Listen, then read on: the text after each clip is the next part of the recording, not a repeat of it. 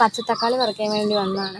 ഇത് കണ്ടോ, ഇതിൽ പക്ഷേ മണ്ണൊക്കെ പിടിച്ച് ഞാൻ കിടക്കുവാണെങ്കിൽ നിലത്തോട് ചേർന്നല്ല, ഇപ്പം മഴ പെയ്തിട്ട് പിടിച്ചതാണ് കേട്ടോ.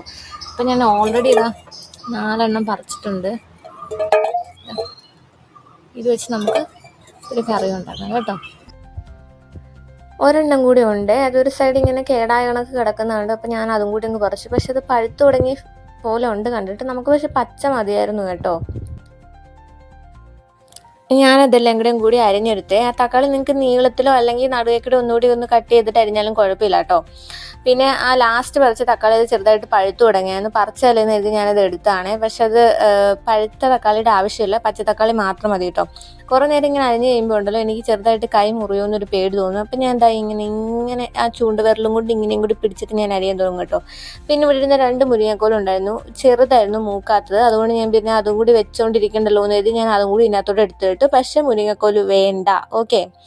പച്ച തക്കാളിയും അതുപോലെ തന്നെ ചക്കക്കുരു മാത്രം മതി. അപ്പോൾ ഞാനിതെല്ലാം ഇവിടെ അരിഞ്ഞെടുത്തിട്ടുണ്ട്. തക്കാളി അരിഞ്ഞെടുത്തിട്ടുണ്ട്, മുരിങ്ങക്കോലും എടുത്തിട്ടുണ്ട്. ഇനി നമുക്ക് പാത്രം വെച്ചിട്ട് അതിനകത്തൊരു ചക്കക്കുരു ഞാൻ കഴിഞ്ഞ ദിവസം ഓൾറെഡി നന്നാക്കി വെച്ചിരുന്നു. ആദ്യം ഇട്ട് അത്രയും ചക്കക്കുരു മതി കേട്ടോ. ഇതിപ്പം ഇരട്ടി ചക്കക്കുരു ഞാൻ എടുത്തിട്ടുണ്ട്, ഓൾറെഡി നന്നാക്കി വെച്ചിരുന്നുണ്ട്. അതിന് വെറുതെ അവിടെ 2 ദിവസമായി ഓൾറെഡി ഫ്രിഡ്ജിൽ ഇരിക്കുന്നു. അത് തന്നെ അവിടെ ഇരിക്കണ്ടല്ലോ എന്ന് ഇത് ഫുൾ ഞാൻ എടുത്തും കിട്ടും. അതിനകത്തോട്ട് കുറച്ച് മഞ്ഞപ്പൊടിയും കുറച്ച് ഉപ്പ് ഒഴിച്ച് നല്ലപോലെ വെള്ളം ഒഴിച്ച് അതങ്ങ് വേവിക്കാൻ വേണ്ടി അങ്ങ് അടച്ചങ്ങ് വെച്ചേക്കുക കേട്ടോ. ഇനി ഇതിനകത്ത് തേങ്ങ നമ്മൾ അരയ്ക്കുന്നില്ല. തേങ്ങ അരയ്ക്കാതെ തന്നെ നമുക്ക് നല്ല കുറുകിയ കറി കിട്ടും കേട്ടോ. അതുകൊണ്ട് തേങ്ങ അരയ്ക്കുക എന്നുള്ള പാടും വേണ്ട.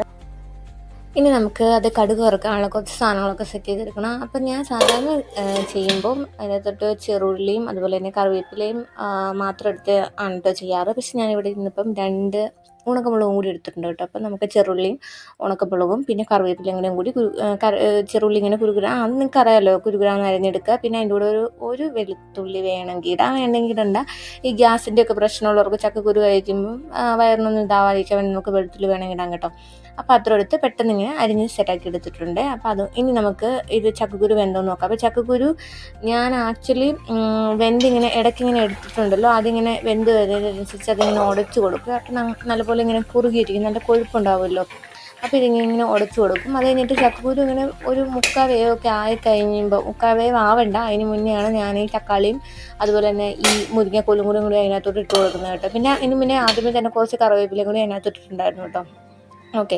അപ്പോൾ ഇതിനെല്ലാം വെന്ത് വരുമ്പോൾ എന്താ ചെയ്യേണ്ടതെന്ന് വെച്ചാൽ ഇതെല്ലാം ഇങ്ങനെ വെന്ത് വരുമ്പോൾ കണ്ടോ, നമ്മൾ ഓൾറെഡി കുറച്ചിങ്ങനെ വെള്ളത്തോടു കൂടി വാങ്ങണം. അല്ലെങ്കിൽ എന്താണെന്ന് വെച്ചാൽ കുറച്ച് നേരം കഴിയുമ്പോഴത്തേനും ഇതിങ്ങനെ നല്ലപോലെ കുറുകി വരും കേട്ടോ.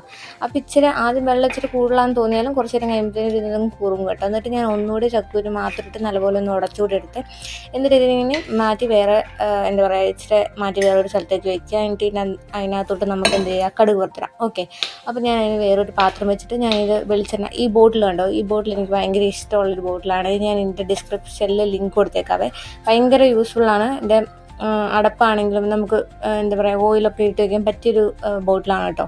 അപ്പോൾ നിങ്ങൾക്ക് ആവശ്യമുള്ളത്ര എണ്ണ ഒഴിക്കുക. എന്നിട്ട് അതിനകത്തോട്ട് കുറച്ച് കടുകിടുക. കടുകിട്ട് പൊട്ടിത്തിറങ്ങുമ്പോൾ എനിക്ക് ഇച്ചിരി പേടിയുണ്ട് കേട്ടോ. അതുകൊണ്ടാണ് ഞാൻ പാത്രം ഇച്ചിരി നീക്കി വെച്ചത്.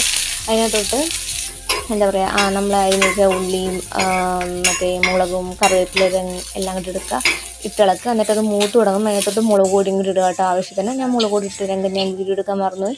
അപ്പോൾ അതെല്ലാം ഇട്ട് കഴിഞ്ഞിട്ട് നമ്മുടെ കറിയിലോട്ട് കൊണ്ടുവന്ന് ഇടുക. അപ്പോൾ കറി സെറ്റ് ചെയ്ത് അത്രേ ഉള്ളൂ. ഇനി ഒന്ന് ടേസ്റ്റ് ചെയ്ത് നോക്കുക. അപ്പോൾ ഞാൻ പ്രത്യേകം പറഞ്ഞ കണക്ക് ഇതിനകത്തോട്ട് പച്ചത്തക്കാളിയും ചക്കക്കുരു മാത്രം മതി. ചക്കക്കുരു കുറച്ച് മതി, ഞാൻ കാണിച്ചത്രയും ചക്കക്കുരു വേണ്ടതാണ് കേട്ടോ.